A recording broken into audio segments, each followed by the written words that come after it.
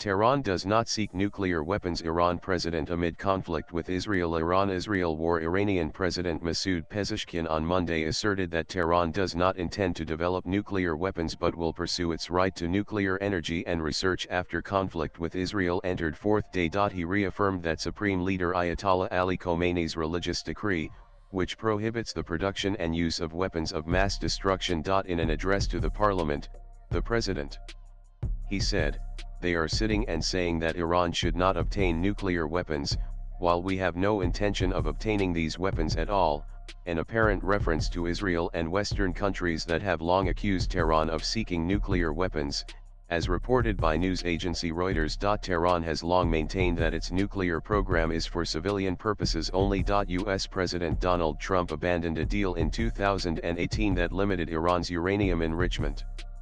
The US and Iran have held 5 rounds of talks since April to try to find a path to a new accord.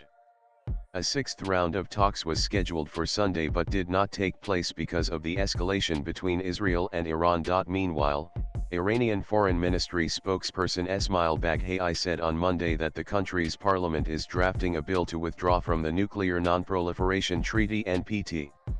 He emphasized, however, that Tehran continues to oppose the development of weapons of mass destruction. And the Middle East is bracing for a protracted conflict following Israel's surprise bombardment of Iranian nuclear and military sites on Friday, which resulted in the deaths of several top generals and nuclear scientists.